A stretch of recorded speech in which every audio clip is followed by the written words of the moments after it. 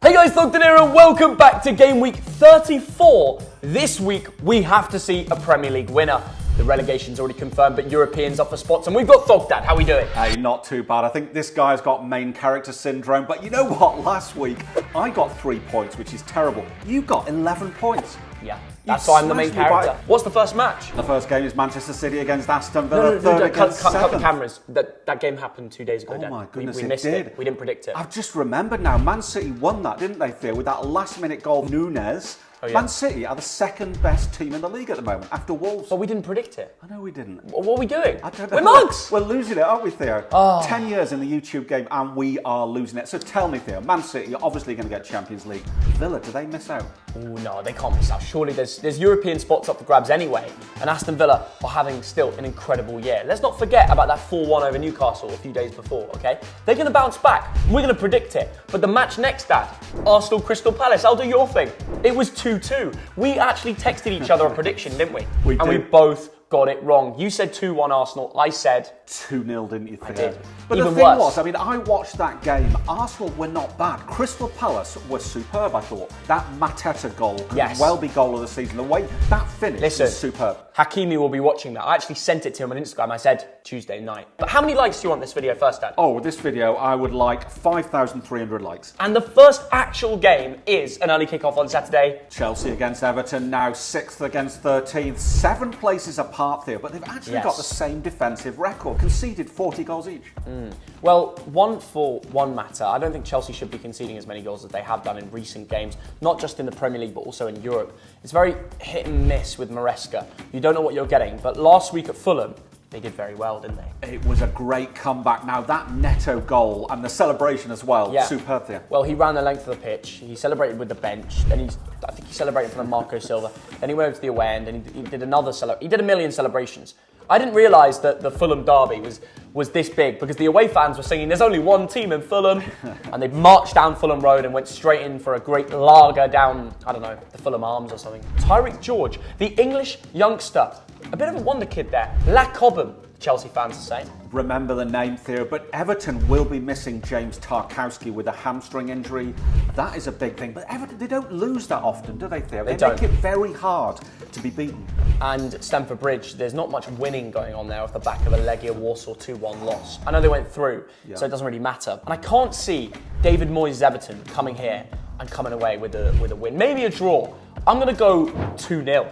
Because I know you're going to go for a 1-goal difference to Chelsea. I know it. Is it 2-1 or 1-0? Come on. You are a risk taker, Theo. Chelsea 1, Everton 0. There you go. Wolverhampton Wanderers against Leicester City is 15th against 19th. It's the team with the best form, not just in the Premier League, Theo, but in the top 5 European leagues. And they're taking on relegated Leicester. 1-5 in a row, Theo. Pablo Sarabia against Man United. What a free kick. Yeah, brilliant player. I think I mentioned him on predictions. I said, watch out for Sarabia. He could do damage against United. And then he went and scored that. And I saw the notification come up on my phone. I was like, people need to start backing us on predictions a bit more. People always roast our ball knowledge. But the amount of takes...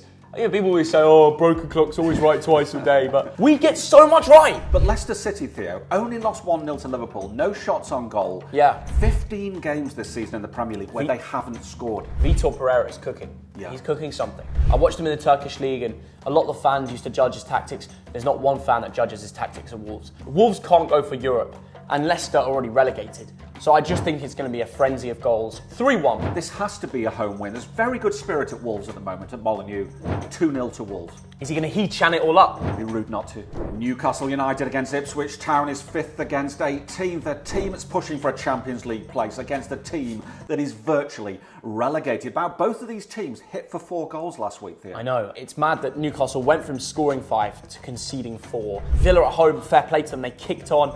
And what a strike from Onana. But Newcastle showed moments of just complete breakdown. Having said that, this is Ipswich at home. It's a different ballpark. Before that Villa game, they'd won 5 in a row. And I tell you what, Alexander Isak absolutely loves playing the promoted teams. He scores more than a goal a game. So they could have some fun here, couldn't they? The way Harvey Barnes played against Man United, incredible. Overall in that squad, there's so much talent. Anthony Gordon could absolutely cook the Ipswich Town defence here. I don't think they'll hold back.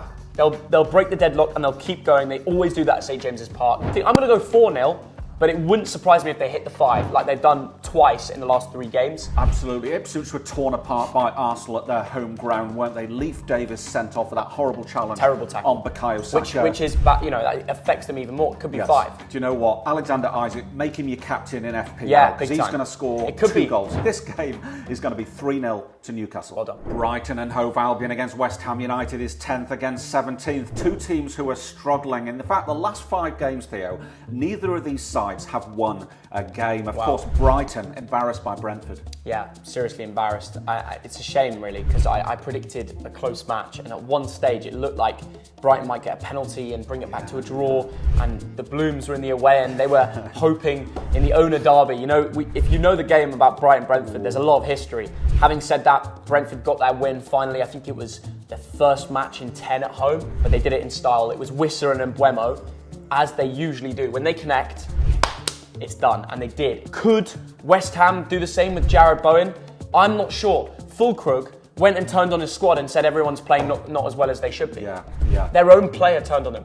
Even Graham Potter had to say in his interview, I don't think what he's saying correct, because I see the lads every day in training. They are trying, but Fulkrug thinks they're not. Well, what was going on within West Ham? It's such a mess. What, are they trying to beat Southampton at home? You shouldn't have to try very hard. No. So full They're already marks down. to Fulkrug. And, most of the time I say keep it in the dressing room.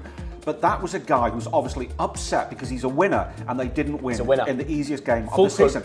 Went from a Champions League final to playing with this crappy West Ham team. Yes. And he can't just let it in the dressing room. Could we see a massive response from West Ham this week? We could. Do you know what? They could go out here and win. Brighton are there to be beaten. Do you know what, Theo? João Pedro, what a silly boy he was for getting sent off like that. Because Brighton, you can still qualify for Europe. Do you know what? I'm changing my prediction. I'm going to go for Brighton 2, West Ham 2. I think West Ham will come back with a bit of character. Wow. Because they have to for the fans. Yeah. I'm just going to go with home advantage, Brighton to win 2-1. I expect that. That's the likely outcome, especially if you watched at the London Stadium. It was a crapshoot. Southampton against Fulham is 20th against 9th. It's a team who are relegated against a team with European ambitions. Now, Southampton first there. Yes. They've matched the 11 points of Derby from 2008, and they were not bad against West Ham. They could easily have won that game. I know. It was a great comeback right at the end to score that goal for the fans. They've had nothing to cheer away from home all season. Do you know what? The pressure's off. They're already down. They're playing for the fans. Their assistant is literally a club legend. I think Lallana. He's now an assistant manager.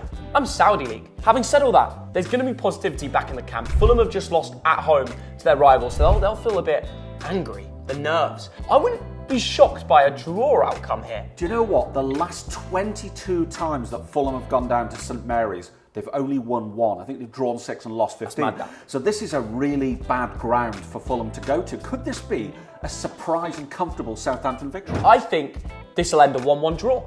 You could well be right, Theo, but I just look at the team sheet and the squad of Fulham. It is so much better than Southampton. It's better. And for that reason, Southampton 1, Fulham 2. AFC Bournemouth against Manchester United is 8th against 14th. Yep. Neither of these sides scored a goal last week. Now, Bournemouth, Theo, trying to cling on to 8th place. Can they do it? Well, part of the reason I'm clinging on to this point tally is because I predicted Wolves to beat United, and I was correct, and I caught up a little bit to you there. I'm now sitting here thinking that it's an absolute banker that Bournemouth will beat United. It's almost free money. Amorim has told they will play the kids in the Premier League to focus on the Europa League. Yeah. That means not just Patrick Dorgu, but Amas and all the other players across the field. They will have a lot of youth players in there. Therefore, I massively favour Bournemouth. I know they're hit and miss, but Iraola loves beating the big clubs at home. Will it be Ivanilson, Semenyo? I don't know, but I think they're going to win this game 2-0. You're right. Bournemouth are going to win this 1-0. And bearing in mind, that Bilbao game is very difficult. And watch Europa League predictions next, because when we predict it,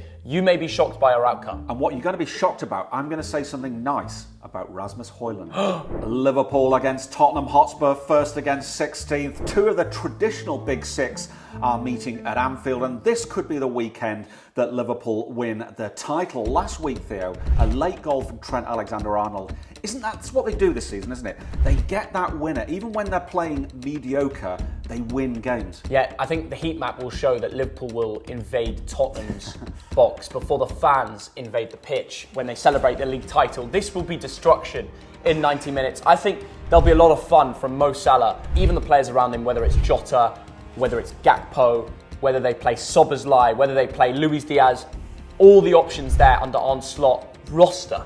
Yeah. And I think the 11 that they do choose will destroy Tottenham because they'll have one eye on their own trophy, not the Premier League, but the Europa League. Ange will rest a few.